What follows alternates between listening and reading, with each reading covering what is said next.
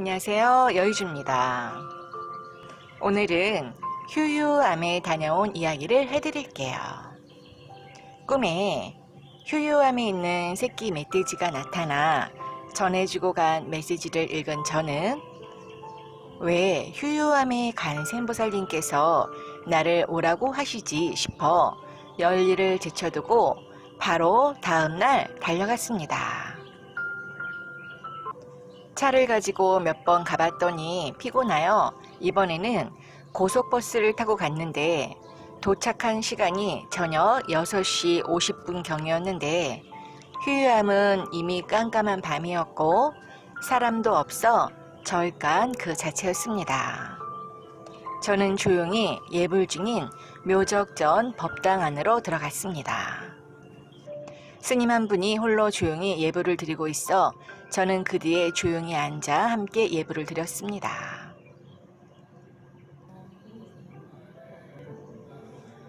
일곱 시 10분경 예불이 끝나고 스님께서 어디에서 어떻게 왔냐고 물었고 저는 있는 그대로 꿈에 새끼 멧돼지가 나타나 간센보살님께서 오시라는 메시지를 받고 왔노라 말씀드렸습니다.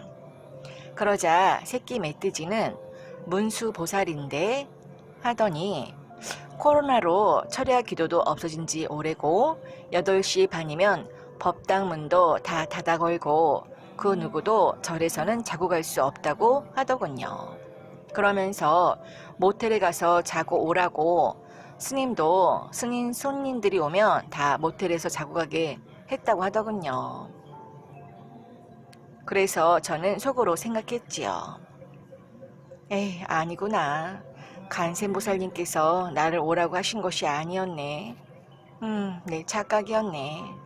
간센보살님께서 나를 오라고 하신 것이 맞다면 이렇게 모텔에서 자고 가게 하시지는 않을 터인데 어떡하지? 뒤에 간센보살님이 계신 야외 법당에서 철야 기도라도 할까? 생각하다 스님께 여쭤보니 그래도 되지만 혼자 이 추운 밤에 밤새워 기도하실 수 있겠어요? 하더군요. 사실 제가 겁이 엄청 많거든요.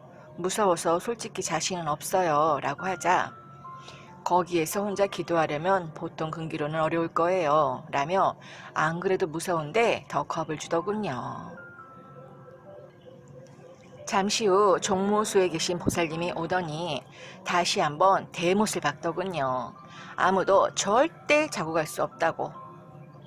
그래서 저는 속으로 그냥 순리에 따르자. 어떡하겠어. 전화도 안 해보고 온 내 실수잖아. 모텔에서라도 잠깐 있다 새벽 3시 30분 예불 드리러 다시 와야지 별 수 없네 하며 마지막 7시 30분 예불을 드리려는데 이번에는 여스님 한 분이 오시더니 저에게 따라오라고 하더군요.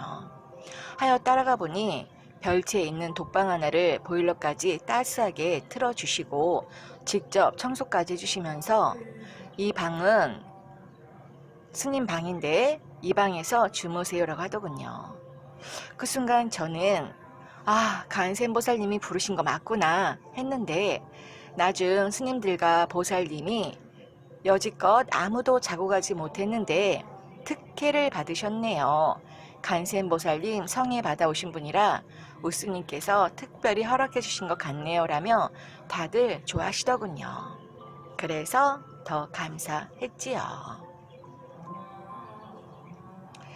그렇게 잠자리가 해결되고 마지막 예불을 드리려는데 잠깐 스님과 한 1, 2분 짬이나 이야기를 나누던 중 불현듯 번개같이 생각지도 아니 상상할 수도 없는 너무도 크나큰 선물을 받게 되었는데 예불을 올리면서 어찌나 감사의 눈물이 나던지 예불이 끝나고 스님께서 감기 걸렸어요? 라고 묻길래 아니요, 너무 감사해서 눈물 콧물이 자꾸 흐르네요 라고 했지요. 그러자 스님께서 기도에 대하여 한참 말씀을 하시더군요. 그런데 제가 받은 선물이 뭐냐고요? 네, 그것은 지금 화면에 보이는 휴유암 묘적전에 모셔진 천수천왕 간센보살님이십니다.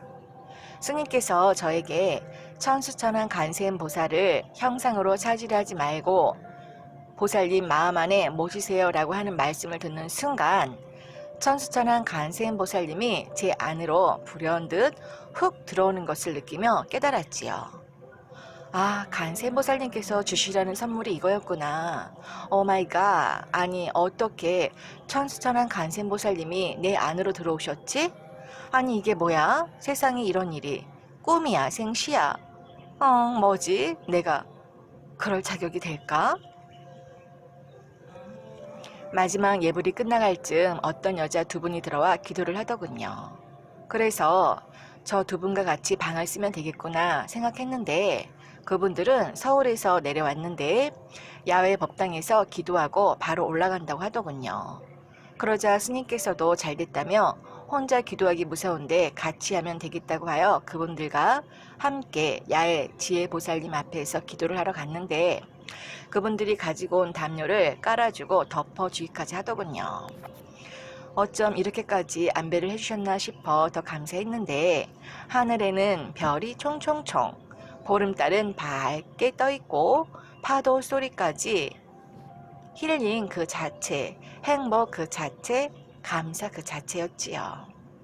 저는 간센보살님께서 열어주신 은혜와 사랑에 7살 아이처럼 기뻐 마치 꿈을 꾸는 것 같았답니다.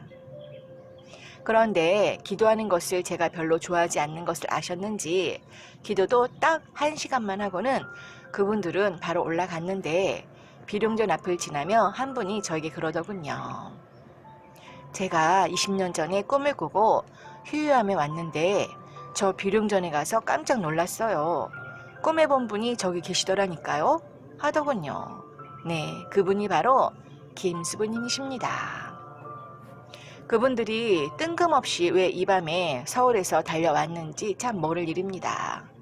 한 분은 20년 만에 친구 따라 얼떨결에 온 것이고 또 한 분도 아주 오랜만에 왔다는데 채 2시간도 안 있고 그 먼 길을 다시 올라갔으니 말입니다.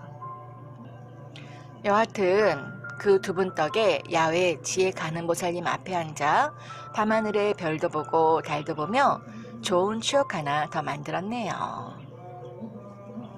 밤 9시 30분쯤 별채에 들어와 꿀잠을 자고 새벽 3시 반 예불을 드린 후 한 바퀴 돌고 나니 6시 40분 조용히 짐을 챙겨 종모수회가 방생기도에 우리 가족들 이름을 올린 후 다시 집으로 돌아왔지요.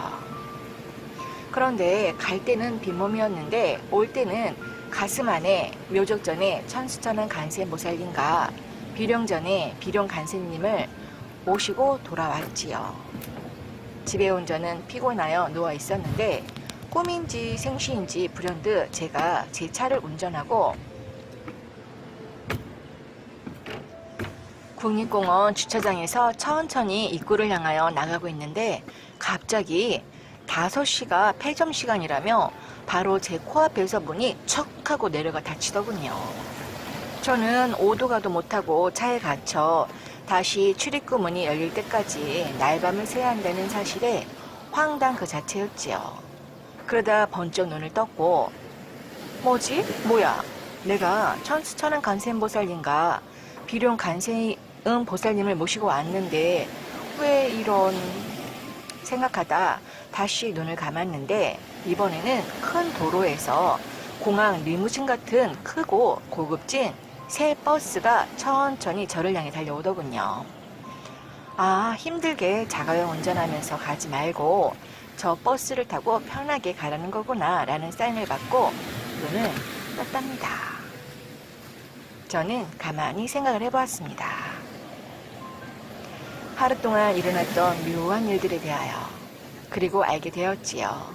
많은 것들에 대하여 다시 한번 좀 더 깊이 있게